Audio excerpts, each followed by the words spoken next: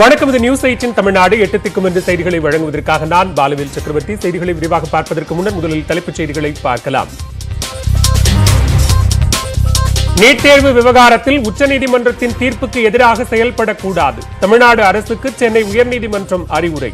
அரசியல் உள்நோக்கத்தோடு பாஜக வழக்கு தொடர்ந்திருப்பதாக அமைச்சர் மா சுப்பிரமணியன் குற்றச்சாட்டு.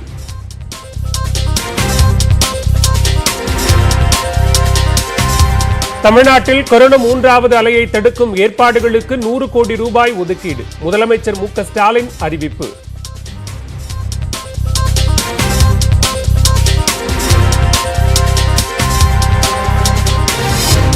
தமிழ்நாட்டின் சட்டம் ஒழுங்கு புதிய டிஜிபியாக சைலேந்திர பாபு நியமனம். திரிபாதி புதன்கிழமையுடன் ஓய்வு பெறும் நிலையில் அறிவிப்பு.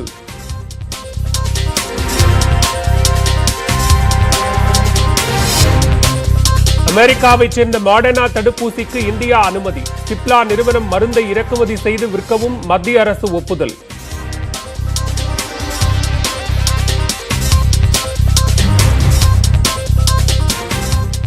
ஒரே நாடு ஒரே ரேஷன் கார்டு திட்டத்தை ஜூலை 31க்குள் அமல்படுத்த வேண்டும். அனைத்து மாநில அரசுகளுக்கும் உச்சநீதிமன்றம் உத்தரவு.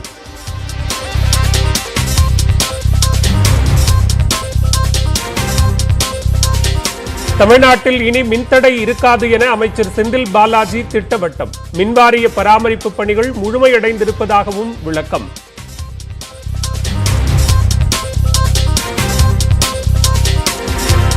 யூடியூபில் ஆபாசமாக பேசியதால் கைது செய்யப்பட்ட பப்ஜி மதனின் ஜாமீன் மனு தள்ளுபடி. 8 மாத குழந்தையுடன் இருக்கும் மனைவி கிருத்திகாவுக்கு மட்டும் ஜாமீன்.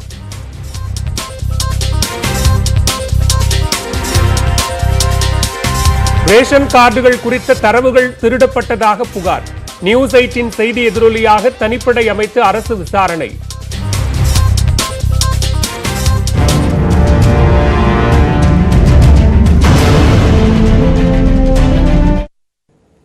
நீட் தேர்வு பாதிப்புகளை கண்டறியும் குழு அமைக்க உச்சநீதிமன்றத்தின் அனுமதி பெறப்பட்டதா என்று தமிழ்நாடு அரசுக்கு உயர்நீதிமன்றம் கேள்வி எழுப்பியுள்ளது. நீட் விவகாரத்தில் உச்சநீதிமன்ற தீர்ப்புக்கு முரணான நிலைப்பாட்டை எடுக்க முடியாது என்றும் நீதிமன்றம் தெரிவித்துள்ளது. நீட் தேர்வு ஏற்படுத்தும் தாக்கம் குறித்து ஆய்வு செய்ய அமைக்கப்பட்ட ஓய்வு பெற்ற நீதிபதி A.K. ராஜன் தலைமையிலான குழுவிற்கு தடை விதிக்க கோரி பாஜக பொதுச் செயலாளர் கரு நாகராஜன் உயர்நீதிமன்றத்தில் வழக்கு தொடர்ந்தார். நாடாளுமன்றம் நிறைவேற்றிய சட்டத்துக்கு முரணாக மாநில அரசு செயல்பட முடியாது என்று மனுவில் குறிப்பிடப்பட்டிருந்தது. ஏழை மாணவர்கள் மருத்துவம் படிக்க ஏதுவாக அரசு பள்ளி மாணவர்களுக்கு இடஒதுக்கீடு வழங்கப்பட்டுள்ளதாகவும் A.K. ராஜன் தலைமையிலான குழுவிற்கு தடை விதிக்க வேண்டும் என்றும் கோரியிருந்தார். இந்த மனு தலைமை நீதிபதி சஞ்சீவ் பானர்ஜி, செந்தில்குமார் ராமமூர்த்தி அமர்வில் விசாரணைக்கு வந்தது. அப்போது மனுதாரர் தரப்பில் ஆஜரான வழக்கறிஞர் வி. ராகவாச்சாரி நீட் தேர்வு நடைமுறையை புறந்தள்ளும் வகையில் தமிழ்நாடு அரசு குழு அமைத்துள்ளதாக குற்றம் சாட்டினார். இதற்கு பதிலளித்த தமிழ்நாடு அரசின் தலைமை வழக்கறிஞர் ஆர். சண்முக சுந்தரம், தேர்தல் அறிக்கையில் உத்தரவாதம் அளிக்கப்பட்டதன் அடிப்படையில் கொள்கை முடிவு எடுக்கப்பட்டு குழு அமைக்கப்பட்டதாக தெரிவித்தார். அப்போது குறுக்கிட்ட நீதிபதிகள் உச்சநீதிமன்ற தீர்ப்புக்கு முரணான நிலைப்பாட்டை எடுக்க முடியாது என்று அரசுக்கு அறிவுறுத்தினர். மேலும் குழு அமைப்பது தொடர்பாக உச்சநீதிமன்றத்தின் அனுமதி பெறப்பட்டதா என்றும் கேள்வி எழுப்பினர். அரசிடம் விளக்கம் பெற்று தெரிவிக்க அவகாசம் வேண்டும் என்று அரசு தலைமை வழக்கறிஞர் கோரிக்கை வைத்ததன் அடிப்படையில் வழக்கு குறித்து மத்திய மாநில அரசுகள் பதிலளிக்க உத்தரவிட்டு விசாரணையை ஜூலை 5ஆம் தேதிக்கு நீதிபதிகள் ஒத்திவைத்தனர். நீட் தேர்வால் தான் சமூக நீதி காக்கப்படுவதாகவும் இதனை சீர்குலைக்க A.K. ராஜன் தலைமையில் குழு அமைக்கப்பட்டதால் வழக்கு தொடர்ந்ததாகவும் பாஜக மாநில பொதுச் செயலாளர் கரு நாகராஜன் விளக்கமளித்துள்ளார். மக்களை ஏமாற்றுவதற்கு, குழப்புவதற்கு அரசியல் ரீதியாக இந்த நீட் தேர்வை பற்றி அவர் கையில் எடுத்துக் கொடுக்கிறார்கள்.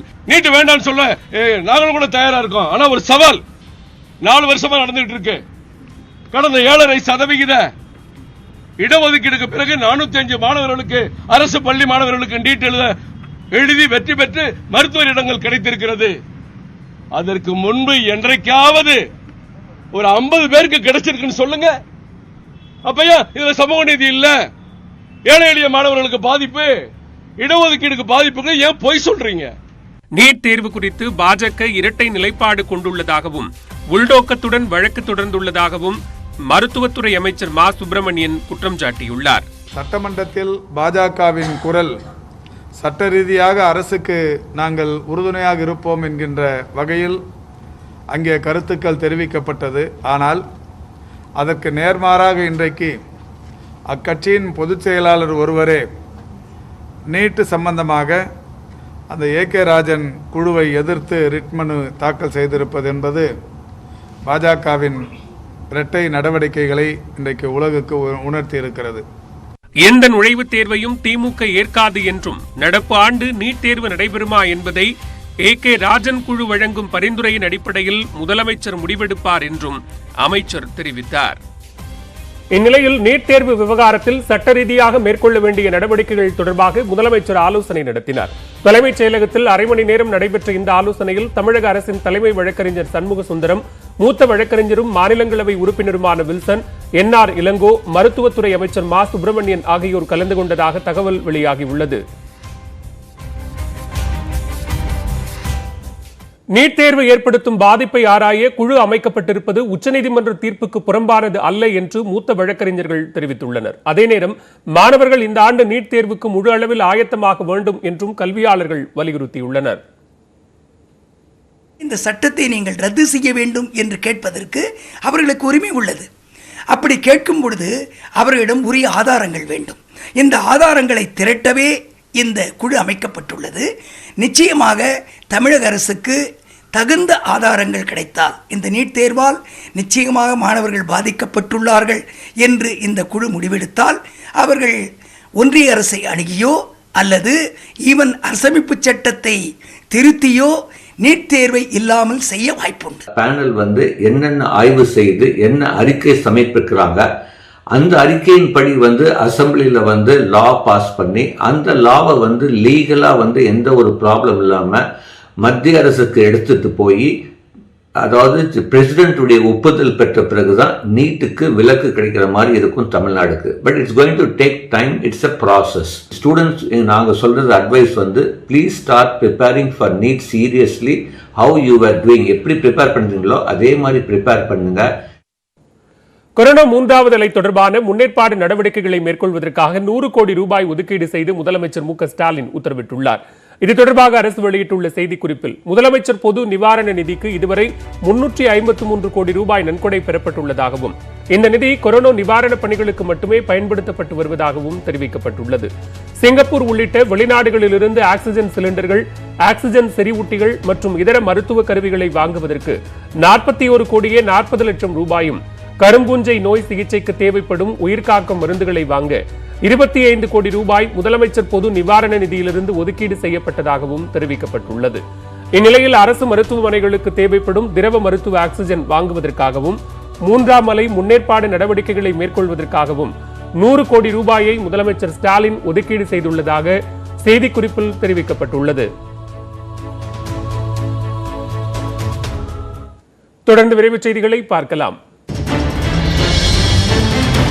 ஜூலை 31ஆம் தேதிக்குள் அனைத்து மாநில அரசுகளும் கண்டிப்பாக ஒரே நாடு ஒரே ரேஷன் திட்டத்தை அமல்படுத்த வேண்டும் என்று உச்சநீதிமன்றம் உத்தரவிட்டுள்ளது. கொரோனா காலத்தில் புலம்பெயர் தொழிலாளர்கள் பெரும் பாதிப்புக்குள்ளானது தொடர்பாக உச்சநீதிமன்றத்தில் வழக்கு தொடரப்பட்டது. இதனை விசாரித்த நீதிபதிகள் அமர்வு புலம்பெயர் தொழிலாளர்களுக்கு ரேஷன் பொருட்களை வழங்குவது பற்றி மாநில அரசுகள் திட்டம் வகுக்க வேண்டும் எனவும் அவர்களுக்கு உணவு தானியங்கள் கிடைப்பதை உறுதி செய்ய மாநிலங்களுக்கு கூடுதலாக உணவு தானியங்களை மத்திய அரசு வழங்க வேண்டும் என்றும் அறிவுறுத்தியது. மேலும் தேசிய தகவல் மையத்துடன் இணைந்து புலம்பெயர் தொழிலாளர் குறித்த விவரங்களை இணையதளத்தில் ஜூலை 31ஆம் தேதிக்குள் பதிவு செய்ய வேண்டும் எனவும் வலியுறுத்தப்பட்டது.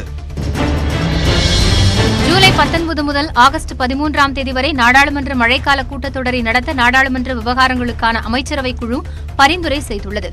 கொரோனா 2ஆம் அலை பரவல் குறைந்ததை அடுத்து மழைக்கால கூட்டத்தொடரை நடத்துவது தொடர்பாக அமைச்சரவை குழு ஆலோசித்த நிலையில் இந்த தகவல் வெளியாகியுள்ளது. கூட்டத்தொடரில் கொரோனா பரவல் தொடர்பான மத்திய அரசின் நடவடிக்கை குறித்தும் வேளாண் சட்டங்களை ரத்து செய்வது பற்றியும் எதிர்க்கட்சிகள் விவாதிக்க இருப்பதாக தகவல் வெளியாகியுள்ளது. மொத்தம் 20 நாட்கள் மழைக்கால கூட்டத்தொடர் நடைபெறலாம் என கூறப்படுகிறது. கல்வி கட்டண பாக்கியை செலுத்தாத மாணவர்களும் ஆன்லைன் வகுப்புகளில் தடையின்றி படிக்க அரசு நடவடிக்கை எடுக்க உத்தரவிடக் கோரிய வழக்கில் தமிழக அரசு பதிலளிக்க உயர்நீதிமன்றம் உத்தரவிட்டது. ஊரடங்கால் வாழ்வாதாரம் இழந்துள்ள சூழ்நிலையில் மாணவர்களின் கல்வி கட்டணத்தை செலுத்தும்படி பெற்றோருக்கு நெருக்கடி தரக்கூடாது என்று தமிழக அரசு உத்தரவிட்ட நிலையிலும் பல்வேறு தனியார் பள்ளிகள் கல்வி கட்டண பாக்கியை செலுத்தச் சொல்லி மாணவர்களையும் பெற்றோரையும் நிர்பந்திப்பதாக வழக்கறிஞர் மகேந்திரன் என்பவர் உயர்நீதிமன்றத்தில் மனு தாக்கல் செய்தார். இந்த வழக்கை விசாரித்த தலைமை நீதிபதி சஞ்சீவ் பானர்ஜி மற்றும் நீதிபதி செந்தில்குமார் ராமமூர்த்தி அடங்கிய அமர்வு இந்த மனு குறித்து தமிழக அரசு அடுத்த வாரத்திற்குள் பதிலளிக்க உத்தரவிட்டனர். வெப்பச்சலனத்தால் தென் மற்றும் உள் மாவட்டங்களின் ஓரிரு இடங்களில் இடி மின்னலுடன் லேசானது முதல் மிதமான மழை பெய்யும் என்று சென்னை வானிலை ஆய்வு மையம் தெரிவித்துள்ளது. மேற்கு தொடர்ச்சி மலைப்பகுதிகளை ஒட்டிய நீலகிரி, கோவை, தேனி, திண்டுக்கல், தென்காசி மாவட்டங்களின் ஓரிரு இடங்களில் இடி மின்னலுடன் மிதமான மழை பெய்யும் என்றும் சென்னையில் வானம் மேகமூட்டத்துடன் காணப்படும் என்றும் குறிப்பிடப்பட்டுள்ளது. தென்மேற்கு அரபிக்கடல் பகுதிகளில் மணிக்கு 50 கிலோமீட்டர் வேகத்தில் பலத்த காற்று வீசும் என்றும் அப்பகுதிக்கு மீனவர்கள் செல்ல வேண்டாம் என்றும் கேட்டுக் கொள்ளப்பட்டுள்ளது. புதன்கிழமை முதல் ஜூலை 3 வரை தென்மேற்கு, மத்திய மேற்கு மற்றும் வடக்கு அரபிக்கடலில் 50 கிலோமீட்டர் வேகத்தில் காற்று வீசக்கூடும் என்றும் வானிலை ஆய்வு மையம் அறிவுறுத்தியுள்ளது. தமிழகத்தில் இனி மாதாந்திர மின் பராமரிப்பு பணிகள் மட்டுமே நடைபெறும் என்றும் மின் தடை இருக்காது எனவும் அமைச்சர் செந்தில் பாலாஜி உறுதியளித்துள்ளார். மின் பராமரிப்பு பணிகள் 90% முடிந்துவிட்டதாகவும் பெரிய அளவிலான பணிகள் மட்டுமே தற்போது நடைபெற்று வருவதாகவும் தெரிவித்தார். 6000 கிலோமீட்டர் ஓடி எடுத்துட்டு போனீங்கன்னா 2-3 ஸ்பேர் பார்ட்ஸ் போயிருக்கும். ஏன் சார்னா 1000 கிலோமீட்டர் எனக்கு சேர்த்து ஓட்டிட்டீங்க, அதனால இதெல்லாம் பிரச்சனைகள் ஆயிடுச்சுமாங்க. அது மாதிரி மாதாந்திர பராமரிப்பு பணிகள் இருக்கிறது, அது மட்டும்தான் இனிமேல் எடுத்துக்கொள்ளப்படும். ஆக இனி தமிழகத்தில் மின் தடை என்பது இருக்காது, உறுதியா இருக்காது. ஆகையால் பராமரிப்பு பணிகள் மட்டுமே மேற்கொள்ளப்படும். யூடியூபர் மதனின் மனைவி கிருத்திகாவுக்கு சைதாப்பேட்டை நீதிமன்றம் ஜாமீன் வழங்கியுள்ளது. பப்ஜி விளையாட்டில் சிறுவர் சிறுமிகளிடம் ஆபாசமாக பேசி யூடியூபில் பதிவிட்ட விவகாரத்தில் கிருத்திகாவை கடந்த 16ஆம் தேதி கைது செய்த போலீசார் நீதிமன்றத்தில் ஆஜர்படுத்தி பூந்தமல்லி கிளை சிறையில் அடைத்தனர். தொடர்ந்து தருமபுரியில் பதுங்கியிருந்த அவரது கணவர் மதனையும் சுற்றி வளைத்த போலீசார் கைது செய்து சிறையில் அடைத்தனர். இந்நிலையில் இருவரும் சைதாப்பேட்டை 11வது குற்றவியல் நீதிமன்றத்தில் ஜாமீன் கேட்டு மனு தாக்கல் செய்திருந்தனர். இதில் 8 மாத குழந்தையுடன் சிறையில் உள்ள கிருத்திகாவுக்கு ஜாமீன் வழங்கப்பட்டுள்ள நிலையில் மதனின் ஜாமீன் மனுவை தள்ளுபடி செய்து நீதிபதி உத்தரவிட்டுள்ளார். புதுச்சேரி அமைச்சரவை பதவியேற்பு விழாவில் மத்திய அரசை ஒன்றிய அரசு என குறிப்பிடவில்லை என்று துணைநிலை ஆளுநர் செயலகம் விளக்கம் அளித்துள்ளது. முதலமைச்சர் ரங்கசாமி தலைமையிலான அமைச்சரவை பதவியேற்பு விழாவில் ஒன்றியம் என்னும் வார்த்தை இடம்பெற்றிருந்தது. இதுகுறித்து விளக்கம் அளித்துள்ள துணைநிலை ஆளுநர் செயலகம், பதவி பிரமாணத்தில் இந்திய ஒன்றிய புதுச்சேரி ஆட்சி பரப்பு என்பது புதுச்சேரி தமிழறிஞர்களால் மொழிபெயர்க்கப்பட்டு சட்டமாக்கப்பட்டது எனவும், இங்கு ஒன்றியம் என குறிப்பிடுவது யூனியன் பிரதேசமான புதுச்சேரியை தான் என்றும் தெரிவிக்கப்பட்டுள்ளது. மத்திய அரசை ஒன்றிய அரசு என ஆளுநர் கூறியதாக திரித்து கூறுவது கண்டிக்கத்தக்கது எனவும், சில தேவையற்ற சலசலப்புகளால் இந்திய இறையாண்மையை குலைக்க முயல வேண்டாம் என்றும் அந்த அறிக்கையில் தெரிவிக்கப்பட்டுள்ளது. வாழப்பாடி அருகே இருசக்கர வாகனத்தில் மது பாட்டில்களை கடத்தி வந்த இளைஞர்கள் போலீசாரிடம் வாக்குவாதத்தில் ஈடுபட்ட வீடியோ சமூக வலைதளங்களில் வேகமாக பரவி வருகிறது. சேலம் மாவட்டத்தில் மது விற்பனைக்கு தடை விதிக்கப்பட்டுள்ளதால் அண்டை மாவட்டங்களில் இருந்து மது கடத்தி வந்து விற்கப்படுவதாக புகார்கள் வந்தன. அதைத் தொடர்ந்து ராசிபுரம் தாலுகா மங்களபுரம் செல்லும் சாலையில் வாகன தணிக்கையில் போலீசார் ஈடுபட்டிருந்த போது இருசக்கர வாகனத்தில் வந்த 2 இளைஞர்கள் மூட்டையில் மது பாட்டில்களை கடத்தி வந்தது தெரிய வந்தது. இதையடுத்து போலீசாருக்கும் முகக்கவசம் அணியாத அந்த இளைஞர்களுக்கும் கடும் வாக்குவாதம் ஏற்பட்டது. வாகனத்தை போலீசார் பிடிக்க சட்டத்தில் இடமில்லை எனவும், அரசே மது பாட்டில்களை விற்பனை செய்வதாகவும் அவர்கள் பேசிய காட்சி வீடியோவில் இடம்பெற்றுள்ளது.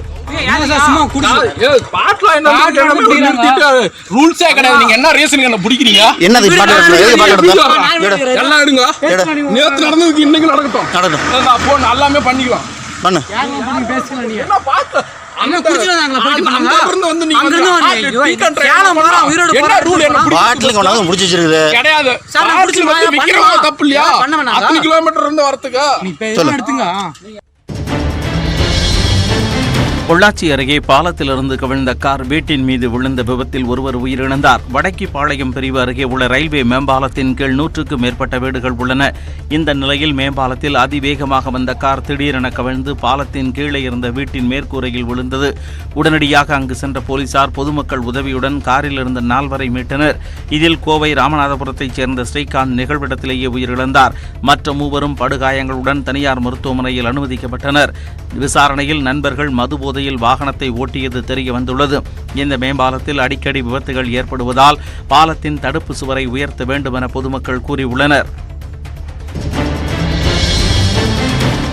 கனடாவில் பல்வேறு மாகாணங்களில் வரலாறு காணாத அளவில் கடுமையான வெயில் வாட்டி வருகிறது. குறிப்பாக கனடாவின் மேற்கு பகுதியில் 110 ஃபாரன்ஹீட் வெப்பம் பதிவாகிறது. பிரிட்டிஷ் கொலம்பியா, வான்கூவர், ஆல்பெர்டா உள்ளிட்ட மாகாணங்களில் கடுமையான அனல் காற்று வீசுகிறது. கடும் வெப்பத்தை தணிக்க மக்கள் கடற்கரையில் முகாமிட்டு வருகின்றனர். லிட்டன் என்னும் கிராமத்தில் கனடா வரலாற்றிலேயே இதுவரை இல்லாத அளவாக 115 டிகிரி ஃபாரன்ஹீட் வெப்பம் பதிவாகி உள்ளது. இதனிடையே கனடாவின் மேற்கு மாகாணங்களில் வெயிலின் தாக்கம் மேலும் அதிகரிக்கக்கூடும் என்று எச்சரிக்கப்பட்டுள்ளது.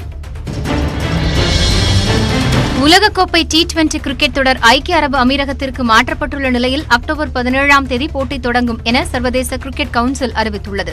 இந்தியாவில் நடைபெற இருந்த இந்த தொடர் கொரோனா பரவல் காரணமாக ஐக்கிய அரபு அமீரகத்திற்கு மாற்றப்பட்டுள்ளதாக BCCI அறிவித்தது. இருப்பினும் போட்டி நடைபெறும் தேதியை சர்வதேச கிரிக்கெட் கவுன்சிலே முடிவு செய்யும் என தெரிவிக்கப்பட்டது. இந்த சூழலில் உலகக்கோப்பை T20 தொடர் அக்டோபர் 17இல் தொடங்கி நவம்பர் 14ஆம் தேதி வரை நடைபெறும் என ICC அறிவித்துள்ளது. நடப்பாண்டு எஞ்சியுள்ள IPL போட்டிகள் ஐக்கிய அரபு அமீரகத்தில் செப்டம்பர் 19ஆம் தேதி தொடங்கி அக்டோபர் வரை நடைபெறவுள்ளது. யூரோ கோப்பை கால்பந்து தொடரின் குரூப் ஆஃப் 16 பிரிவின் கடைசி போட்டிகள் இன்று நடைபெறவுள்ளன. இதில் இரவு 9:30 மணிக்கு நடைபெறும் ஆட்டத்தில் 3 முறை யூரோ சாம்பியனான ஜெர்மனி அணி இங்கிலாந்தை எதிர்த்து விளையாட உள்ளது. லண்டனில் வெம்பிளி மைதானத்தில் இந்த போட்டி நடைபெறவுள்ளது. ஜெர்மனி இங்கிலாந்து அணிகள் மோதும் போட்டியில் ஜெர்மனியை வெல்லும் என நாய் மற்றும் யானை கணித்துள்ளது. ஜெர்மனிக்கான சாஸ்வேஜை நாய் காவி சென்றது. இதேபோல் யானை ஜெர்மனி கொடியை தூக்கி தனது கணிப்பை வெளிப்படுத்தியது. நள்ளிரவு 12:30 மணிக்கு நடைபெறும் மற்றொரு போட்டியில் ஸ்வீடன் அணி முதல் முறையாக நாக் அவுட் சுற்றுக்கு முன்னேறிய உக்ரைன் அணியுடன் பலப்பரீட்சை நடத்தவுள்ளது. கிளாஸ்கோவின் ஹாம்டன் பார்க் மைதானத்தில் இந்த போட்டி நடைபெறவுள்ளது.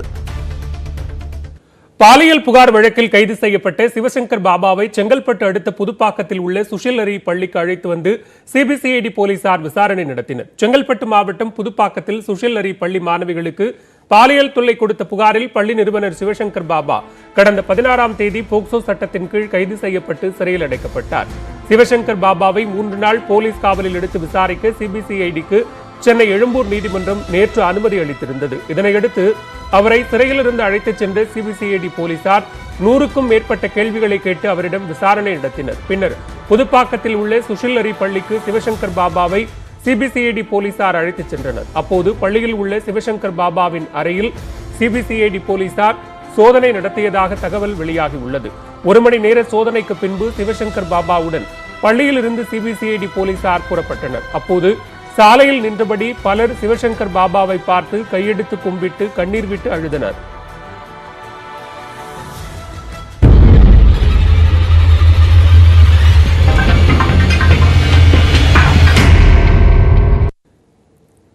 தமிழக அரசு பொது விநியோக திட்டத்தின் இணையதளத்தை ஹேக் செய்து அதிலிருந்து முக்கியமான தரவுகளை ஒரு கும்பல் திருடியுள்ளதாக பரபரப்பு புகார் எழுந்துள்ளது.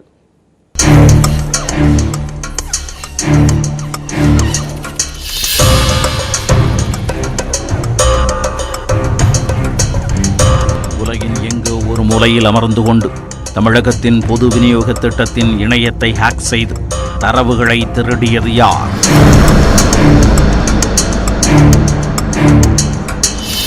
தமிழக பொது விநியோக திட்டத்தின் தரவுகள் விற்பனைக்கு என்ற இந்த புகைப்படம் தமிழக அரசு அதிகாரிகளை அதிர்ச்சியடைய வைத்துள்ளது.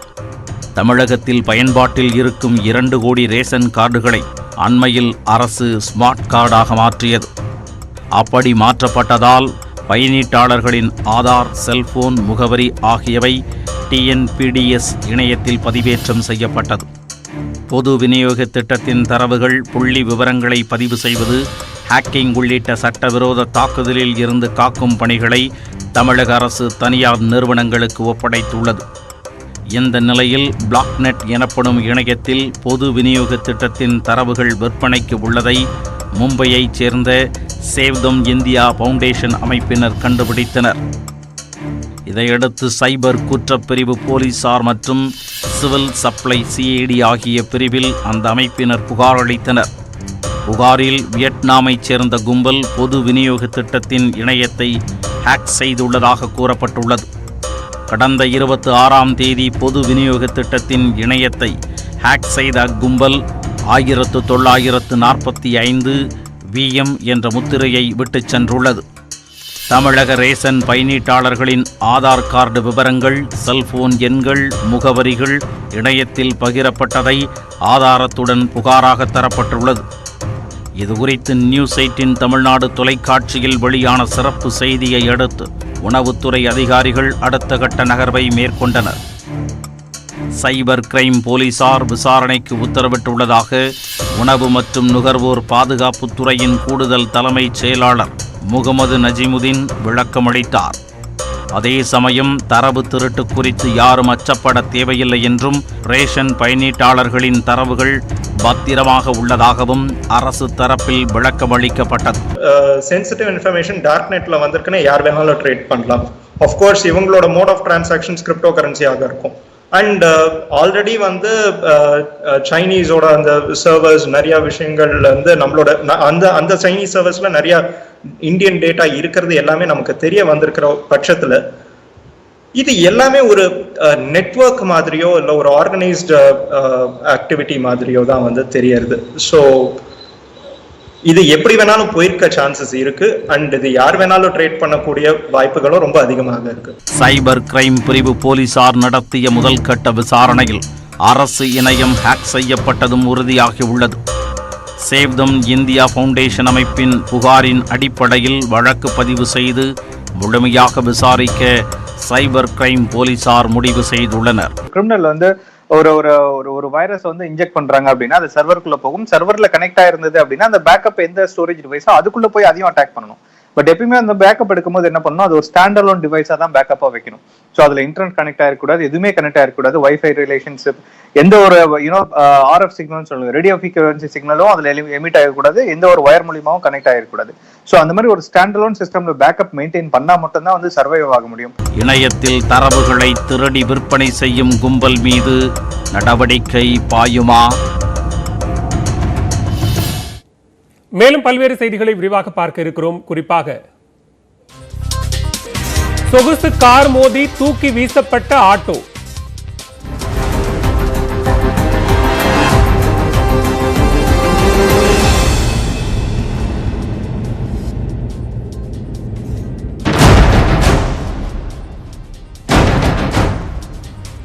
விவரம் அறியலாம் இடைவேளைக்கு பிறகு.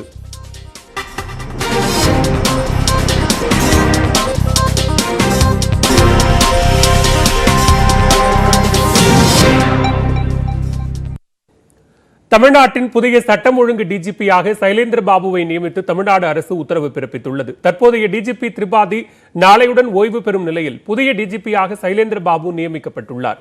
ரயில்வே காவல்துறை தலைவராக தற்போது பணியாற்றி வரும் சைலேந்திர பாபு நாளை டிஜிபியாக பொறுப்பேற்க வாய்ப்புள்ளதாக தகவல்கள் வெளியாகியுள்ளன.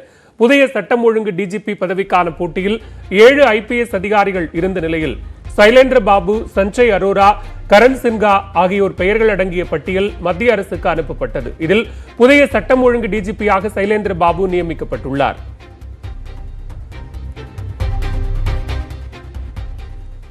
தமிழ்நாட்டின் சட்டம் ஒழுங்கு டிஜிபியாக சைலேந்திர பாபு தேர்வு செய்யப்பட்டுள்ள நிலையில் அவர் குறித்த ஒரு தொகுப்பை தற்போது பார்க்கலாம்.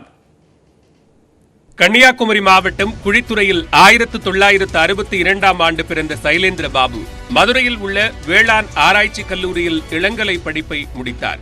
1987ஆம் ஆண்டு IPS அதிகாரியாக தேர்ச்சி பெற்ற அவர் முதலில் பணியை தொடங்கியது தருமபுரி மாவட்டத்தில்தான். அங்கு கூடுதல் காவல் கண்காணிப்பாளராக பணியாற்றிய சைலேந்திர பாபு பிறகு செங்கல்பட்டு, கடலூர், காஞ்சிபுரம், சிவகங்கை பகுதிகளில் SP-யாக கடமையாற்றினார். அடையாறில் துணை ஆணையராக இருந்து பின் சென்னையின் இணை ஆணையராக பதவி உயர்வு பெற்றார் சைலேந்திர பாபு. 2010, 2011ஆம் ஆண்டுகளில் கோவையில் அவர் காவல் ஆணையராக பணியாற்றிய சமயம் அக்காள், தம்பி என 2 சிறார்கள் கொடூரமாக கொலை செய்யப்பட்டனர். மாநிலத்தையே உலுக்கிய இந்த சம்பவத்தில் குற்றவாளிகள் என்கவுண்டர் செய்யப்பட்டதில் பலரின் கவனத்தை பெற்றார் சைலேந்திர பாபு. பின்னர் வடக்கு மண்டல IG, லஞ்ச ஒழிப்புத் துறையில் தலைமை அதிகாரி, சிறைத்துறை ADGP என தான் பணிபுரிந்த பிரிவுகளிலெல்லாம் கால் தடம் பதித்தார். 2015ஆம் ஆண்டு கடலோர காவற்படைக்கு சொந்தமான ஜார்னியர் விமானம் கடலில் விழுந்து விபத்திற்குள்ளாகியது. அப்போது தமிழ்நாடு கடலோர பாதுகாப்பு குழுமத்தின் கூடுதல் DGP-யாக பணியாற்றிய சைலேந்திர பாபு கடலோர காவல் படையுடன் இணைந்து முக்கிய பங்காற்றினார். சென்னை பெருவெள்ளத்தின் போது தாம்பரம், முடிச்சூர் பகுதிகளுக்கு நேரடியாக சென்று தண்ணீரில் தத்தளித்த மக்களை காப்பாற்றியதில் பாராட்டை பெற்றார் சைலேந்திர பாபு. சைக்கிளிங் பயிற்சியில் வித்தகரான சைலேந்திர பாபு நீங்களும் IPS ஆகலாம், சாதிக்க ஆசைப்படு என பல்வேறு புத்தகங்களையும் எழுதியுள்ளார். காவல்துறையில் சிறப்பாக கடமையாற்றியதற்காக குடியரசுத் தலைவர் விருது, பிரதம மந்திரி விருது, தமிழ்நாடு முதலமைச்சரின் கேலண்டரி விருது என பல்வேறு விருதுகளும் பதக்கங்களும் சைலேந்திர பாபுவிற்கு வழங்கி அரசு கௌரவப்படுத்தியுள்ளது. தமிழ்நாட்டின் சட்டம் ஒழுங்கு டிஜிபியின் அதிகாரங்கள் என்னென்ன, அவரை தேர்வு செய்வதற்கான நடைமுறைகள் பற்றி இனி பார்க்கலாம். காவல்துறையை பொறுத்தவரை சட்டம் ஒழுங்கு டிஜிபி பதவிதான் அதிகார மையமாக திகழ்கிறது. CBCID, லஞ்ச ஒழிப்புத்துறை, உளவுத்துறை, தீயணைப்புத்துறை, ரயில்வே என பல துறைகளில் டிஜிபிக்கள் இருந்தாலும் சட்ட ஒழுங்கு டிஜிபியாக இருப்பவர்தான் இவர்கள் அனைவருக்கும் தலைவராக செயல்படுவார். காவல்துறையில் எந்த பணிகள் நடந்தாலும் சட்ட ஒழுங்கு டிஜிபி அனுமதி பெற்றுத்தான் நடைபெறும். IPS அதிகாரிகள் பணி ஓய்வு பெற சில மாதங்கள் அல்லது சில ஆண்டுகள் இருக்கும் போதுதான் காவல்துறையின் உச்சபட்ச அதிகாரமிக்க பதவியான சட்டம் ஒழுங்கு டிஜிபி அந்தஸ்து கிடைக்கும்.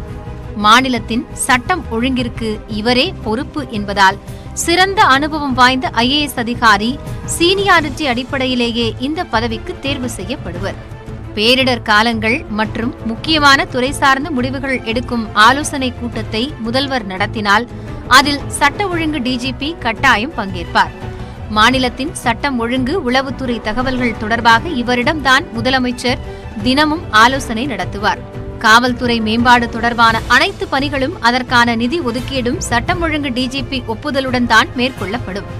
இவ்வளவு அதிகாரமிக்க சட்டம் ஒழுங்கு டிஜிபி பதவிக்கு பொருத்தமான நபரை தேர்வு செய்ய உச்சநீதிமன்றம் பல்வேறு வழிகாட்டுதல்களை வழங்கியிருக்கிறது.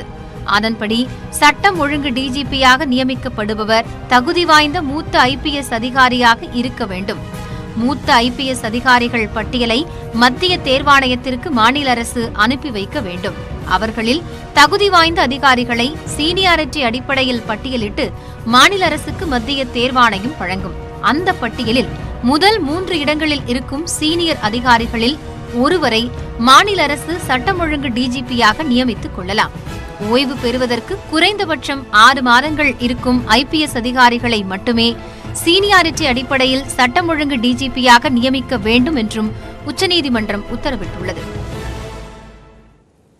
தமிழக காவல்துறை டிஜிபியாக நியமிக்கப்பட்டுள்ள சைலேந்திர பாபு வேளாண்மை பட்டதாரி ஆவார். இவர் மட்டுமல்லாமல் தமிழக அரசு நிர்வாகத்தில் தலைமைச் செயலர் உள்ளிட்ட முக்கிய பதவிகளை வகிக்கும் IAS, IPS அதிகாரிகள் பலர் வேளாண்மை பட்டதாரிகள்தான். அது குறித்த ஒரு செய்தி தொகுப்பை தற்போது பார்க்கலாம். கோவை விவசாய கல்லூரியையும் மதுரை விவசாய கல்லூரியையும் ஒன்றிணைத்து கோவையில் 1971ஆம் ஆண்டில் தமிழ்நாடு வேளாண்மை பல்கலைக்கழகத்தை தொடங்கினார் அப்போதைய முதல்வர் கருணாநிதி. இந்த பல்கலைக்கழகத்திற்கு இது பொன்விழா ஆண்டு. இப்பல்கலையிலும் இதன் கீழ் தமிழகம் முழுவதும் செயல்படும் கல்லூரிகளிலும் பயின்ற பலர் வேளாண் விஞ்ஞானிகளாக உருவெடுத்தனர். அவர்களில் MS சுவாமிநாதன், சிவக்குமார் வீராசாமி, தென்கட்சி சுவாமிநாதன் போன்றவர்கள் குறிப்பிடத்தக்கவர்கள். இருப்பினும் இதில் பயின்று விவசாய பட்டம் பெற்ற பலர் IAS, IPS என தேர்ச்சி பெற்று அரசு நிர்வாகத்தில் கோலோச்சி வருகின்றனர். குறிப்பாக முந்தைய ஆட்சியில் தலைமை செயலராக இருந்த சண்முகம் கோவை வேளாண் பல்கலையில் விவசாய பட்டம் பெற்றவர்தான். தற்போதைய தலைமை செயலாளர் இறையன்புவும் கோவை வேளாண் பல்கலையில் பயின்று பட்டம் பெற்றவர். இதேபோல் முந்தைய முதல்வரின் செயலர், பொதுத்துறை செயலர் உள்ளிட்ட பதவிகளை வகித்து தற்போது மக்கள் நல்வாழ்வுத்துறை சிறப்பு செயலராக உள்ள செந்தில்குமார் IAS மதுரை வேளாண் கல்லூரியில் பட்டம் பெற்றவர். அதேபோல் செய்தி மற்றும் விளம்பரத்துறையின் இயக்குநராக உள்ள ஜெயசீலன் IASம் மதுரை வேளாண் கல்லூரியில் பட்டம் பெற்றவர். மேலும் தமிழ்நாடு நுகர்பொருள் வாணிபக் கழகத்தின் மேலாண்மை இயக்குநராக உள்ள ராஜாராமன் IAS சிதம்பரம் அண்ணாமலை பல்கலையில் விவசாய பட்டம் பெற்றவர். இதேபோல் விவசாய பட்டம் பெற்ற IPS அதிகாரிகள் பலர் தமிழக காவல் பணியில் முக்கிய நிர்வாக பொறுப்பில் உள்ளனர். அதில் முக்கியமானவரும் தமிழக டிஜிபியாக நியமிக்கப்பட்டு இருப்பவருமான சைலேந்திர பாபு மதுரை வேளாண் கல்லூரியில் பயின்றவர். காவல்துறை நிர்வாகத்தின் கூடுதல் டிஜிபியான M ரவியும் மதுரை வேளாண் கல்லூரி பட்டதாரி ஆவார். மத்திய மண்டல IGயாக உள்ள பாலகிருஷ்ணனும் மதுரை வேளாண் கல்லூரி பட்டதாரி மாணவர். தமிழ்நாடு அரசின் கூடுதல் டிஜிபியான ஜெயந்த் முரளி கோவை வேளாண் பல்கலைக்கழகத்தில் பட்டம் பெற்றவர். பொருளாதார குற்றப்பிரிவு ஐஜியாக உள்ள ஆர் தினகரனும் கோவை வேளாண் பல்கலைக்கழகத்தில் பட்டம் பெற்றவர். ஆயுதப்படை ஐஜியாக உள்ள ஜே லோகநாதனும் கோவை வேளாண் பல்கலைக்கழகத்தில் விவசாய பட்டம் பெற்றவராவார். தெற்கு மண்டல ஐஜியான டிஎஸ் அன்பு சிதம்பரம் அண்ணாமலை பல்கலையில் விவசாய பட்டம் பெற்றவர். நியூஸ் 18 தமிழ்நாடு தொலைக்காட்சி செய்திகளுக்காக மூத்த ஆசிரியர் பாஸ்கர் பாபு. ஆந்திர மாநிலம் சித்தூர் மாவட்டத்தில் மனைவியை கொலை செய்துவிட்டு டெல்டா பிளஸ் வைரஸால் உயிரிழந்ததாக கூறி நாடகமாடிய கணவரை போலீசார் கைது செய்தனர். சித்தூர் மாவட்டம் ராமச்சந்திராபுரத்தைச் சேர்ந்த புவனேஸ்வரிக்கும் ஸ்ரீகாந்த் என்பவருக்கும் 3 ஆண்டுகளுக்கு முன்பு திருமணம் நடைபெற்றது. சமூக ஆர்வலரான ஸ்ரீகாந்த் ஊழலுக்கு எதிரான மக்கள் இயக்கம் என்ற பெயரில் அமைப்பு ஒன்றை நடத்தி வருகிறார். இவர் தொலைக்காட்சிகளில் நடைபெறும் விவாத நிகழ்ச்சிகளிலும் பங்கேற்று வந்துள்ளார். இந்நிலையில் புவனேஸ்வரியிடம் ஸ்ரீகாந்த் அடிக்கடி பணம் கேட்டு தொந்தரவு செய்ததாகவும் இதனால் இருவருக்கும் இடையே தகராறு ஏற்பட்டு வந்ததாகவும் கூறப்படுகிறது. 4 நாட்களுக்கு முன்பு வீட்டில் இருந்தபோது இருவருக்கும் இடையே தகராறு ஏற்பட்டது. அப்போது புவனேஸ்வரியை ஸ்ரீகாந்த் கடுமையாக தாக்கியுள்ளார். அதில் புவனேஸ்வரி உயிரிழந்தார். இதனால் பயந்து போன கணவர் ஸ்ரீகாந்த் மனைவியின் உடலை யாருக்கும் தெரியாமல் சூட்கேஸில் எடுத்துக்கொண்டு திருப்பதி அரசு மருத்துவமனையின் பின்புறத்திற்கு சென்றுள்ளார். பின்னர் அங்கு புவனேஸ்வரியின் உடலை தீ வைத்து எரித்துள்ளார். டெல்டா பிளஸ் வைரஸால் பாதிக்கப்பட்டு புவனேஸ்வரி உயிரிழந்ததாகவும் இதனால் அவரது உடலை சுகாதாரத்துறை அதிகாரிகள் எரித்துவிட்டதாகவும் உறவினர்களிடம் ஸ்ரீகாந்த் கூறியுள்ளார். எனினும் சந்தேகமடைந்த பெண்ணின் உறவினர்கள் இது தொடர்பாக காவல் நிலையத்தில் புகார் அளித்தனர். இதனையடுத்து விஜயவாடாவில் பதுங்கியிருந்த ஸ்ரீகாந்தை கைது செய்து போலீசார் விசாரித்தனர். அதில் புவனேஸ்வரியை ஸ்ரீகாந்த் கொலை செய்தது தெரியவந்தது.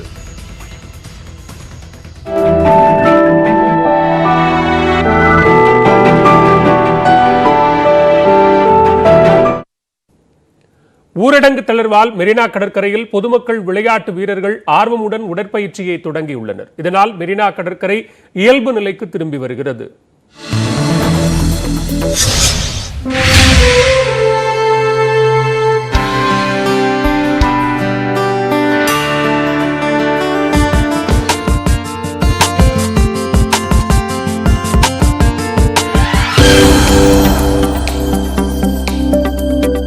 தமிழ்நாட்டில் கொரோனா 2வது அலை தடுப்பு நடவடிக்கையாக மெரினா உள்ளிட்ட கடற்கரைகள் மூடப்பட்டன. பொது முடக்கத்தில் தளர்வுகள் அளிக்கப்பட்டதை தொடர்ந்து 47 நாட்களுக்கு பிறகு கடற்கரைகள் திங்கட்கிழமை முதல் திறக்கப்பட்டன. காலை 5 மணி முதல் 9 மணி வரை மட்டும் உடற்பயிற்சிகள் மேற்கொள்ள அனுமதி வழங்கப்பட்டுள்ளது. இதனால் 1.5 மாதத்திற்கு பின்னர் மெரினா கடற்கரை மணலில் மனித கால் தடங்கள் பதியத் தொடங்கியுள்ளன.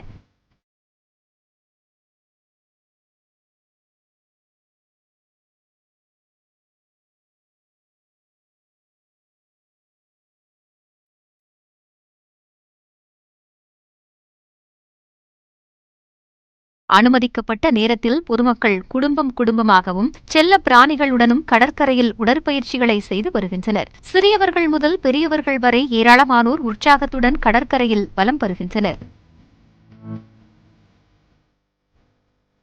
நீண்ட நாட்களுக்கு பிறகு கடற்கரை பகுதியில் நடைபயிற்சி செய்வது மகிழ்ச்சி அளிப்பதாக அவர்கள் தெரிவித்தனர். மெரினா பீச்சில் வாக்கிங் போகிறது ரொம்ப சந்தோஷமா இருக்கு. ஆனால் கடந்த இந்த லாக்டவுனால் வாக்கிங் போக ரொம்ப கஷ்டமாக இருந்துச்சு. வீட்டானே மொட்டை மாடியில் வாக்கிங் போயிருந்தாங்க. இப்போ நேற்று ஓப்பன் பண்ணதுனால வாக்கிங் போகிறதுக்கு நல்ல வசதியாக இருக்குது. நல்லா கிளைமேட்டு நல்லா இருக்குது. சுட்டி குழந்தைகள், பள்ளி மாணவ மாணவிகள், விளையாட்டு வீரர்கள் கடற்கரையில் உற்சாக பயிற்சி மேற்கொண்டனர். ஸ்கேட்டிங், குத்துச்சண்டை போன்ற விளையாட்டு பயிற்சிகளையும் தொடங்கியுள்ளனர். நான் மெரினா பீச்ல பாக்ஸிங் பண்ணிட்டு இருக்கேன். எப்படி இருக்கு இப்போ மெரினால பண்றதுக்கு? நல்லா இருக்கு. இப்போ இருக்க பசங்க எல்லாம் லேப்டாப், மொபைல் எல்லாத்துலயும் மாட்டிட்டு தவிச்சிட்டு இருக்கானுங்க. அதுல இருந்து தப்பிச்சு வந்த பசங்க தான் என் பின்னாடி இருக்க எல்லா குட்டீஸும், பெரிய பசங்களும் எல்லாருமே. ஸோ இவங்களால ஃபிட்னஸ் இல்லாம இருக்க முடியாது. ஃபிட்னஸ் தான் அவங்களோட சாப்பாடு மாதிரி. ஸோ அவனோட ஃபிட்னஸ்க்காக பண்ணிட்டு இருக்கானுங்க. இன்னும் நிறைய பசங்க வருவாங்கன்னு நினைக்கிறேன். மெரினான்றது எங்க வீடு தான். நாங்க இங்க தான் பண்ணிட்டு இருந்தோம். அதாவது ஆல்மோஸ்ட் ஒரு 15-20 வருஷமா நாங்க இங்க தான் பண்ணிட்டு இருக்கோம். இப்ப திருப்பி நாங்க எங்க பழைய வீட்டுக்கு வந்திருக்கோம். இதேபோல் இளைஞர்கள் ஆங்காங்கே கால்பந்து போன்ற விளையாட்டுகளை விளையாடுவதையும் காண முடிந்தது.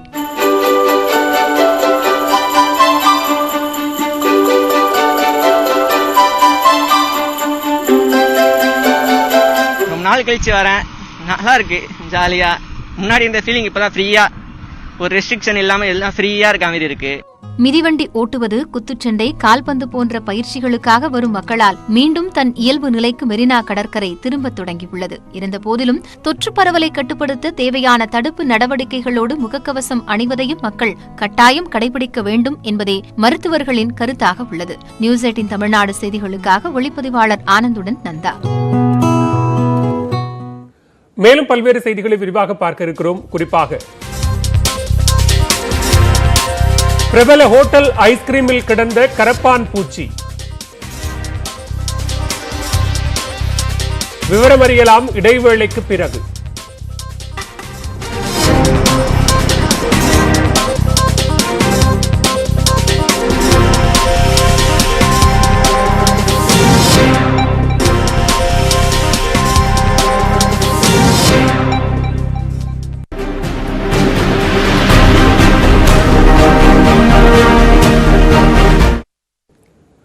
கூடங்குளத்தில் 5 மற்றும் 6வது அணு உலை அமைப்பதற்கான கட்டுமான பணிகள் தொடங்கியுள்ளன. நெல்லை மாவட்டம் கூடங்குளத்தில் தலா 1000 மெகாவாட் மின் உற்பத்தி செய்யும் 2 அணு உலைகள் உள்ளன. அங்கு 3வது மற்றும் 4வது அணு உலைகள் அமைப்பதற்கான கட்டுமான பணிகள் ஏற்கனவே நடைபெற்று வருகின்றன. இந்நிலையில் 5 மற்றும் 6வது அணு உலைகள் அமைக்க முடிவு செய்யப்பட்டது. இதற்கான நில அகழ்வு பணிகள் முடிந்த நிலையில் கட்டுமான பணி தொடங்கியுள்ளது. கான்கிரீட் அடித்தளம் அமைப்பதற்கான தொடக்க நிகழ்ச்சியில் அணுசக்தி கழக தலைவர் SK சர்மா, செயலாளர் KN விகாஸ், ரஷ்யா அணுசக்தி கழக நிர்வாகி அலெக்சி லிகாசவி உள்ளிட்டோர் காணொலி மூலமாக பங்கேற்றனர். 49,621 கோடி ரூபாய் மதிப்பீட்டில் இந்த அணு உலைகள் அமைக்கப்பட உள்ளன. இந்தியா ரஷ்யா கூட்டு தொழில்நுட்பத்தில் அமைக்கப்படும் இந்த அணு உலைகளில் 36% இந்திய பொருட்களும் 64% ரஷ்ய உதிரி பாகங்களும் பயன்படுத்தப்படுகின்றன. 2026ஆம் ஆண்டு டிசம்பர் மாதம் 5வது அணு உலை பணிகளை முடித்து மின் உற்பத்தியை தொடங்க முடிவு செய்யப்பட்டுள்ளது. இதேபோன்று 2027ஆம் ஆண்டு செப்டம்பர் மாதம் 6வது அணு உலைக்கான பணிகளை முடிக்கவும் திட்டமிடப்பட்டுள்ளது. கூடங்குளத்தில் 5 மற்றும் 6வது அணு உலை அமைப்பதற்கான கட்டுமான பணிகளை தமிழக அரசு உடனே தடுத்து நிறுத்த வேண்டும் என்று கோரி தூத்துக்குடியில் மீன்வளத்துறை அமைச்சர் அனிதா ராதாகிருஷ்ணனை சந்தித்து அணு உலை எதிர்ப்பாளர் சுப உதயகுமார் மனு அளித்துள்ளார். பின்னர் செய்தியாளர்களிடம் பேசிய அவர் அணு உலைக்கு எதிராக தொடர்ந்து குரல் கொடுப்போம் என்றும் தேவைப்பட்டால் களத்தில் இறங்கி போராடுவோம் என்றும் தெரிவித்துள்ளார். ஒட்டுமொத்த தமிழினத்துக்கும் ஆபத்தாக இருக்கிற கூடங்குளம் அணுமின் நிலையத்தையும் எதிர்க்க வேண்டும் என்று நாங்கள் கோரிக்கை வைக்கிறோம். இது முழுக்க முழுக்க ஒன்றிய அரசினுடைய பொறுப்பு. அவர்கள் ஜனநாயகத்தை மதிக்காததால் வந்த வினை. ஆனால் நாங்கள் தொடர்ந்து எங்களுடைய வாழ்வுரிமைக்காகவும் வாழ்வாதார உரிமைகளுக்காகவும் குரல் கொடுப்போம். தேவைப்பட்டால் களமிறங்கி போராடவும் செய்வோம். தமிழ்நாட்டில் யார் யாருக்கு தடுப்பூசி செலுத்தப்பட்டுள்ளது என்ற தகவல்களை மத்திய அரசு வழங்கினால் கொரோனாவின் அடுத்த அலையை எளிதில் கட்டுப்படுத்த முடியும் என்று நிதியமைச்சர் பழனிவேல் தியாகராஜன் தெரிவித்துள்ளார். தமிழ்நாட்டில் கடந்த 2 நாட்களுக்கும் மேலாக தடுப்பூசி பற்றாக்குறை காரணமாக சென்னை உட்பட பல மாவட்டங்களில் தடுப்பூசி செலுத்தும் பணி நிறுத்தப்பட்டது. இந்நிலையில் கடந்த 28ஆம் தேதி மாலை விமானம் மூலம் சென்னைக்கு 2 லட்சம் கொரோனா தடுப்பூசிகள் வந்தடைந்தன. அதனைத் தொடர்ந்து இன்று தடுப்பூசி போடும் பணிகள் மீண்டும் தொடங்கின. கோடம்பாக்கத்தில் உள்ள அரசு தொடக்கப் பள்ளியில் தடுப்பூசி செலுத்திக் கொள்வதற்காக இன்று காலை 200க்கும் மேற்பட்டோர் முகாமிற்கு வந்திருந்தனர். இருப்பினும் முதலில் வந்த 100 பேருக்கு மட்டுமே தடுப்பூசி செலுத்திக் கொள்ள டோக்கன்கள் வழங்கப்பட்டன. இதனால் மற்ற அனைவரும் ஏமாற்றத்துடன் திரும்பிச் சென்றனர். நேற்று ஆன்லைனில் புக்கிங் இல்லைன்னு சொல்லியிருந்தாங்க. அதுக்கப்புறம் ஒரு 5 o'clock வந்து புக்கிங் ஓப்பன் ஆயிடுச்சு. நான் இன்னைக்கு காலையில் 9 o'clockலேருந்து 11 o'clock ஸ்லாட் புக் பண்ணியிருக்கேன். பட் இங்கே வந்தால் 6 o'clockலேருந்து லைனில் நிற்கிறாங்க. 100 மெம்பர்ஸ்க்கு தான் சொல்லியிருக்காங்க. எனக்கு என்னென்னா இப்போ நான் ஹாஃப் டே லீவ் போட்டு வந்திருக்கேன். இன்றைக்கி என்னோட ஹாஃப் டே வேஸ்ட்டு தானே. இப்போ எனக்கு ஆன்லைன் புக்கிங் ஓப்பன் பண்ணல. 100 பேருக்கு தான் காலையிலேருந்து வர்றவங்களுக்கு தானே. நான் ஒரு 6 மணிலேருந்து வந்து வெயிட் பண்ணியிருப்பேன். கோடம்பாக்கம் தடுப்பூசி முகாமிற்கு குறைந்த அளவிலான தடுப்பூசிகள் மட்டுமே வந்ததால் 100 பேருக்கு மட்டும் டோக்கன் வழங்கப்பட்டதாக அதிகாரிகள் தெரிவித்தனர். மதுரை மாவட்டத்தில் தடுப்பூசி செலுத்தும் பணி விறுவிறுப்பாக நடைபெற்றது.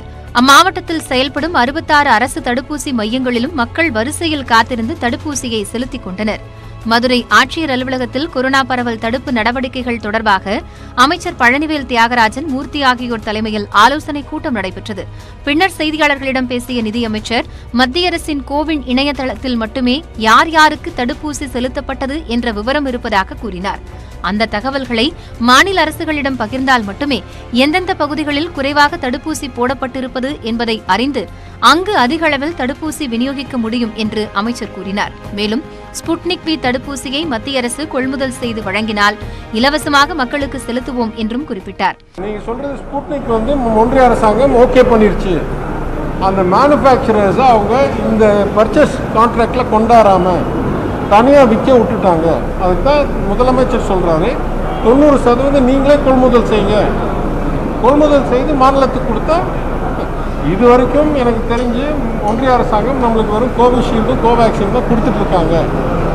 ஸ்புட்னிக்கும் அவங்களே கொள்முதல் செய்து கொடுத்தா அதையும் நாங்கள் கோரிக்கை வைக்கிறோம். ராமநாதபுரம் அருகே உள்ள தெற்கு பெருவயல் கிராமத்தில் தடுப்பூசி முகாம் நடத்தப்படும் என அறிவிக்கப்பட்டிருந்த நிலையில் தேவிப்பட்டினம் சுகாதார மருத்துவமனையில் இருந்து மருத்துவர்கள் குழு வராததால் மக்கள் ஏமாற்றமடைந்தனர். நாங்க ஃபர்ஸ்ட் ஊசி போடையில கொஞ்சம் பயமா தான் இருந்துச்சு. நிஜமாலுமே ரொம்ப பயந்து தான் போட்டோம். இப்போ 2வது ஊசி போடையில எங்களுக்கும் பயம் இல்லை, எங்க ஊர்லயும் ரொம்ப பேருக்கு பயம் இல்லை. பயம் போச்சு, கண்டிப்பா எல்லாரும் தடுப்பூசி போட்டாங்கன்னு வந்துட்டோம். இப்போ நாங்க ஊசி போட தயாரா இருக்கோம், எங்களுக்கு ஊசி போட வரமாட்டேங்கிறாங்க. திண்டுக்கல் மாவட்டத்திற்கு 2 நாட்களுக்கு பிறகு தடுப்பூசி போடும் பணிகள் தொடங்கின. அரசு மருத்துவமனை, ஆரம்ப சுகாதார நிலையம், மேட்டுப்பட்டி, கொட்டப்பட்டி உள்ளிட்ட 6 இடங்களில் 1000த்திற்கும் மேற்பட்ட மக்களுக்கு தடுப்பூசி செலுத்தப்பட்டது. மக்கள் ஆர்வமுடன் வரிசையில் காத்திருந்து தடுப்பூசியை செலுத்திக் கொண்டனர்.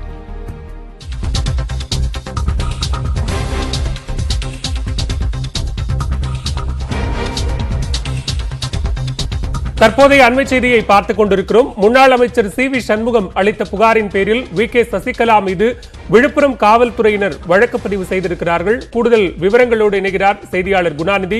குணாநிதி, தற்போது என்ன காரணத்திற்காக சசிகலா மீது வழக்கு பதிவு செய்யப்பட்டிருக்கிறது? விரிவான விவரங்களை பதிவு செய்யலாம்.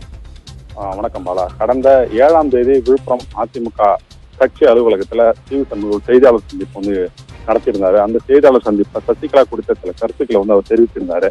அதனைத் தொடர்ந்து அவருக்கு தொலைபேசி மூலமாக கொலை மிரட்டல் விடுப்பதாக கூறி கிட்டத்தட்ட 500க்கும் மேற்பட்ட தொலைபேசி எண்களில் இருந்து அவருக்கு கொலை மிரட்டல் வந்ததாக கூறி கடந்த 9ஆம் தேதி ரோஷனை காவல் நிலையத்தில் ஒரு புகார் கொடுத்திருந்தாரு. அந்த புகாரினுடைய அடிப்படையில தற்போது ரோஷனை காவல்துறையினர் பாத்தீங்கன்னா ஒரு 5 பிரிவுகளில் சசிகலா உட்பட 500 பேர் மீது வழக்கு பதிவு செஞ்சிருக்காங்க. பாலாஜி, நன்றி குணாநிதி விவரங்களுக்கு.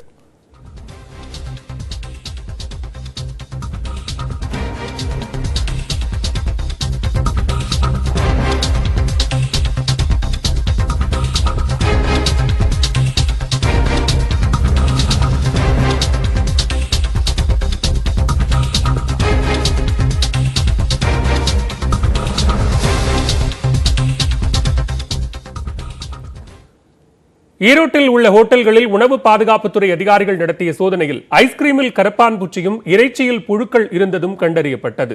ஹோட்டல்களில் பார்சலில் வழங்கப்படும் உணவு தரமாக உள்ளதா என்பதை கண்காணிக்க மாவட்ட கலெக்டர் கிருஷ்ணனுண்ணி உத்தரவின் பேரில் ஈரோடு மாவட்ட உணவு பாதுகாப்பு நியமன அலுவலர் தங்க விக்னேஷ் தலைமையிலான அதிகாரிகள் திடீர் சோதனை மேற்கொண்டனர். அதில் பிரப்ரோட்டில் உள்ள அஞ்சப்பர் ஹோட்டலில் ஆய்வு செய்த போது ஐஸ்கிரீமில் கரப்பான் பூச்சி கிடந்தது கண்டுபிடிக்கப்பட்டது. அங்கிருந்த இறைச்சி, மீன் உள்ளிட்ட உணவுப் பொருட்களை ஆய்வு செய்த போது அதிலும் புழுக்கள் இருந்ததும் தெரியவந்தது. வாடிக்கையாளர்களுக்கு வழங்குவதற்காக வைத்திருந்த குழம்பு கெட்டுப்போன நிலையில் இருந்ததும் கண்டுபிடிக்கப்பட்டது. அதனைத் தொடர்ந்து திண்டுக்கல் பிரியாணி, மாமன் பிரியாணி உள்ளிட்ட 10க்கும் மேற்பட்ட ஹோட்டல்களில் அதிகாரிகள் ஆய்வு மேற்கொண்டனர். இந்த ஆய்வின் போது மேலும் பல ஹோட்டல்களில் தரமற்ற உணவுப் பொருட்கள் இருப்பது தெரியவந்தது. இதனையடுத்து 12 கிலோ இறைச்சி பொருட்கள் பறிமுதல் செய்யப்பட்டன. தரமற்ற உணவுப் பொருட்களை விற்பனை செய்த ஹோட்டல்களுக்கு எச்சரிக்கை நோட்டீஸ் கொடுத்தனர். பொதுமக்களின் நல்லதுக்காக எல்லா ஹோட்டல்ஸும் இப்போ ஆரம்பிக்க போகிறாங்க. அதே போல் இப்போ எல்லாமே ஸ்விக்கி, ஜொமேட்டோ மூலமாக நிறைய இடத்துக்கு போயிட்டுருக்கு. ஸோ ஃபுட்டெல்லாம் எப்படி கொடுத்துக்கிட்டு இருக்காங்க ஜென்ரலாக நாங்களே பார்க்க வந்தோம். லாக்டவுன் பீரியட் முடிஞ்சு ஹோட்டல்ஸ் எல்லாம் இப்போ ஆரம்பிக்க போகிறாங்க. ஸோ அதனால் பழைய ஃபுட்டு இல்லை பழைய ஸ்டாக் எதுவும் இருக்கா இல்லையா, அதே போல் பெஸ்ட் கண்ட்ரோல்னு சொல்லுவாங்க, பூச்சிகள் இதெல்லாம் ஆக்சுவலி ஹோட்டல்ஸ்குள்ளே ரொம்ப நாள் க்ளோஸ் பண்ணி வச்சதுனால பூச்சிகள் நிறைய இருக்கிறதுக்கு வாய்ப்பு இருக்கிறதுனால இப்போ ஜென்ரலாக நாங்கள் ஆய்வு பண்ணோம். ஆய்வு பண்ணதில் கொஞ்சம் பூச்சிகள் அதே போல் பழைய ஸ்டாக் ஃபுட்டு எல்லாமே இருந்துச்சு. அதை எடுத்து நாங்கள் டிஸ்ட்ராய் பண்ணியிருக்கோம். ஹோட்டல்ஸ் எல்லாத்துக்குமே நாங்கள் இம்ப்ரூவ்மெண்ட் நோட்டீஸ் கொடுத்துருக்கோம். கடலூரில் யூடியூப் பார்த்து நாட்டு துப்பாக்கி தயாரித்த 2 போலீசார் கைது செய்துள்ளனர். கடலூர் மாவட்டம் குள்ளஞ்சாவடி காவல்துறையினர் அங்குள்ள பெருமாள் ஏரிக்கரையில் ரோந்து பணியில் ஈடுபட்டுள்ளனர். அப்போது சந்தேகத்திற்கிடமாக சுற்றித் திரிந்த 2 பிடித்த போலீசார் அவர்களிடமிருந்து 2 நாட்டு துப்பாக்கிகளை கைப்பற்றினர். விசாரணையில் அவர்கள் பெரியகாட்டு சாகை பகுதியைச் சேர்ந்த 28 வயதான விஜய் மற்றும் 21 வயதான கவியரசன் என்பது தெரியவந்துள்ளது. ஏரிக்கரையில் முயல் உள்ளிட்ட விலங்குகளை வேட்டையாட இளைஞர்கள் யூடியூப் பார்த்து நாட்டு துப்பாக்கிகளை தயாரித்ததாக ஒப்புக்கொண்டனர். அவர்களிடமிருந்து 2 நாட்டு துப்பாக்கிகள் மற்றும் துப்பாக்கி தயாரிக்க பயன்படுத்தப்பட்ட பொருட்களை போலீசார் பறிமுதல் செய்தனர்.